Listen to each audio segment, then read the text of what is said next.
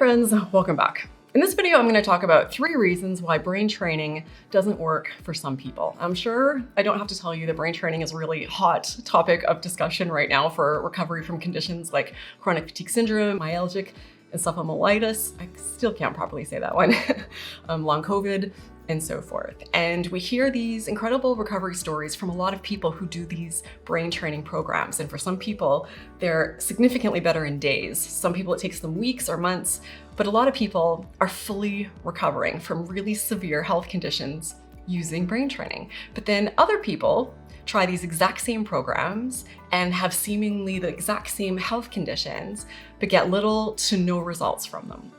So I'm so excited to do this video because this topic is really important, because without understanding the reasons, or some of the reasons that brain training doesn't work, a lot of people are wasting their really valuable time and their energy and their money. And these are things that I know that people with chronic illness just don't have to spare. So stick around, because in this video, I'm going to share 3 reasons why sometimes brain training doesn't work for people and what you can do to combat those things and set yourself up to have better results. Now, am I an expert on brain training? Not necessarily. What I'm taking this from is from all of the research and the videos that I've done. I've done hundreds of videos here. I've done somewhere around about 100 interviews with people who have recovered from brain training, with people who haven't. I've talked to neuroplasticity experts and interviewed doctors and scientists and brain training program creators. So I've had the opportunity to learn a lot. And in addition to that, I get people messaging me, emailing me, DMing me from all over the world, sharing their experiences. I've talked to hundreds, if not thousands of people who are working on their recovery or have fully recovered from conditions like this. So this video is summarizing all of that I have learned over the years about brain training and sharing with you my perspective or my take or what people are sharing with me about why brain training doesn't work and what you can do to get past that. All right, reason number 1. One reason that brain training might not be working for you is that when you are doing your brain training exercises, your brain is not in a neuroplastic state. So I know a lot of us have a general understanding of neuroplasticity and kind of what it means, but don't fully understand what it is and how it impacts our body and our ability to heal. So for this video, I did a little bit of research on neuroplasticity, and by doing research, I mean I asked ChatGPT, and here is what they had to say. So neuroplasticity refers to the brain's ability to adapt and change throughout an individual's life in response to new experiences, learning, and other environmental factors. It's also known as neuroplasticity, 2 words, or brain plasticity. So neurons, the cells that make up the nervous system, can create new connections and pathways between them in response to changes in the environment, such as learning a new skill, i.e. brain training, recovering from an injury, i.e. CFS, or adapting to new experiences. Neuroplasticity plays a critical role in brain development and helps us to adapt to new situations and learn new things. ChatGPT kept going on, lots of information, but I think that's enough for today. When doing brain training, you need to be in a neuroplastic state, and our brains are in a more neuroplastic state when we're in a calm and relaxed state. So when we're calm and relaxed, our brains are better able to form those new neurons and pathways. And I'm probably getting the wording wrong a little bit, but I think you get the point. When I interviewed Ashok Gupta on my channel, I'll link it up here if you want to check it out. Amazing interview. He's a neuroplasticity expert and the founder of the Gupta program. He talked about how for brain training to work, one of the things that is important, that is key, is that our brains need to be in a neuroplastic state. And how we can help ensure that is by, when we're doing our brain training, being in a calm and relaxed state, because in that state, our brain is better able to form new neural pathways. That's why you see lots of people advocating with brain training to first do relaxation exercises or visualizations, or to incorporate that right into the brain training process, because it sets you up to be a lot more successful with all of this. So if you go into a brain training program and you're in a place in your life where you're really stressed out, understandably, or you have a really negative attitude or feelings towards brain training in general, and you're in that state when you're doing it, you're going to be far less likely to have success with it while doing these activities. So the solution to this is to not jump into a brain training program before you feel you're ready. If you're in a very stressed out state, maybe you're in a very stressful relationship or environment, or perhaps you just have not a great attitude towards brain training in general, and you're kind of in a negative space once you go into it, try and turn that around before you get started. So whether you have to do more reading about brain training and why it works, so you have more of a buy-in and more of an optimistic attitude while you're doing it. Maybe you start a daily meditation practice or breathing exercises, just something leading up to the program or the activity so that you'll get, or so that your brain will be in the best possible state to make those new pathways and for you to hopefully get the best results. All right, reason number 2, brain training sometimes doesn't work. Sometimes brain training doesn't work because you are being too rigid with it, which reverses the intended results. So what this means is that your type A overachiever personality is driving your recovery bus and has turned this brain training exercise or program into some sort of boot camp version of it.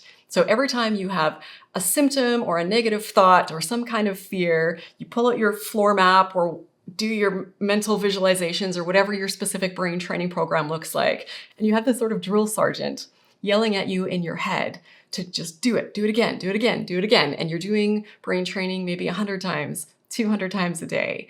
And it's stressful. And every time that you don't do it, you're hard on yourself. And at the end of every day, you're feeling like you haven't done enough. And suddenly every aspect of this brain training program has stressed you out. So even if you learned from reason number 1 and you're doing meditation and breath work and all of that good stuff, but then when it comes time to actually implementing the brain training exercises, you're doing it in that drill sergeant boot camp approach, the stress of that is going to have the exact same impact where it decreases that neuroplastic quality of your brain, and those new neural pathways aren't going to form. Many of the people that I talk to that have done brain training programs and have not been successful with them have shared with me that it became just another way for them to get stressed out. It became another thing for them to fixate on and feel like they were failing at and feel like they weren't doing enough of. And they'd stress over, if they had a day or half a day or a week where they weren't doing it, and it just really ended up making them worse. So the solution to this is, instead of having that drill sergeant driving your recovery bus, you need to drive it with self-compassion. You need to come at it of a place of loving yourself and reminding yourself that you're doing great and you're doing the best you can and you're never going to be perfect and that you don't have to do it 100 times a day. And at the end of every day, you take a moment to thank yourself and congratulate yourself on the efforts that you did make. And if you didn't make any efforts that day, you tell yourself that's okay, because those days happen and tomorrow's a new day and we'll try again tomorrow. All right, reason number 3, that brain training sometimes doesn't work. Sometimes brain training doesn't work because the programs that are out there just aren't a good fit for you.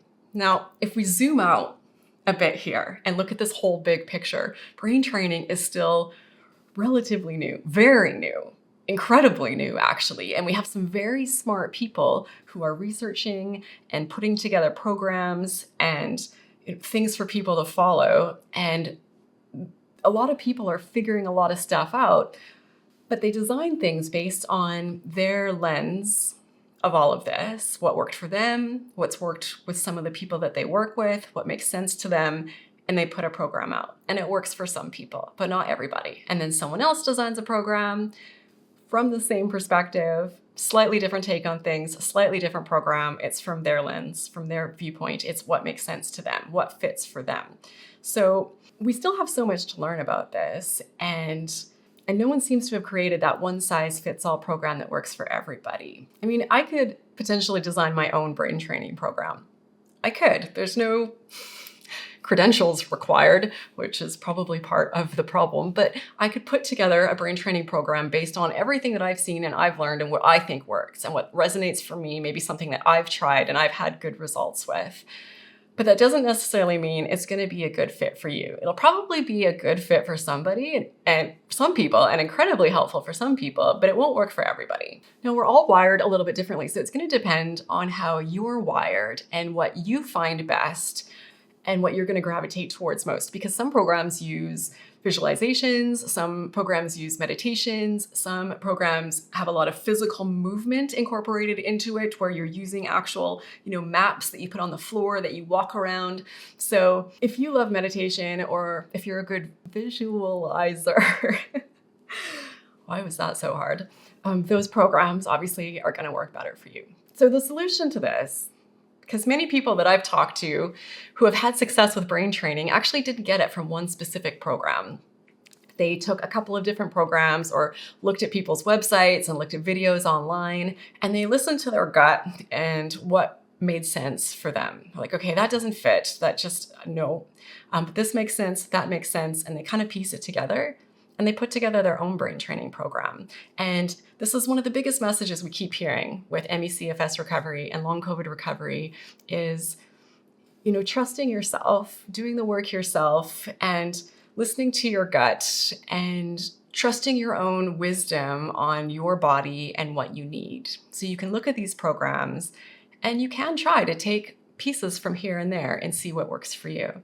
A couple of people, or one person at least for sure, told me that their brain training in the end was just a program of self-compassion. It was just slowly reintroducing new activities into their life, gently reminding themselves that it was okay, reminding themselves that their body was fine, because this was their take on what recovery looked like. It's a lot of people's take these days. And just slowly getting past that fear while being really kind and gentle to themselves in the process, not having a timeline, not rushing it, not being harsh on themselves for not getting the same results as other people. And that was it. Their brain training program was self-compassion. And a bonus reason brain training might not be working for you is maybe you're looking at this shirt when you're trying to do it. I just got a glimpse of it in the video screen thing, and these stripes are kind of stressing me out. I feel like this was not the best shirt choice to wear for a video. I hope they haven't been stressing you out. I apologize. Now, is it possible that you do all of these things that I just talked about in this video to set yourself up to be successful and brain training still won't work? Yes, of course. It's not a bulletproof plan, and it's probably not going to work for every single person on this planet. What this is about, if you're going to give it a try, fully understanding all the ways that you can set yourself up to be most successful with these programs and have the best chance of getting the best results. And if brain training doesn't work for you and you gave it your all and you really tried to make it successful and it still didn't work, of course, that's not your fault. Just give yourself a hug for trying, give yourself a pat on the back for being open-minded and trying new things, and just remind yourself that there are different pathways out of this for people, and don't give up just because this wasn't your specific path. I believe that there is a path for you. So keep looking, don't give up, and I believe that you will eventually find that thing that does work for you. Some people find it after decades. I hope you find it in weeks. But the point is, I don't think there's ever a point that you should give up. And if you enjoyed this video, I'm going to link up here on the screen an interview that I did with Jason McTiernan, and he shares free, simple brain training activities for you to consider trying if this is something that is resonating for you. So thank you so much for watching. Big hugs to you. Whatever you're facing, keep at it.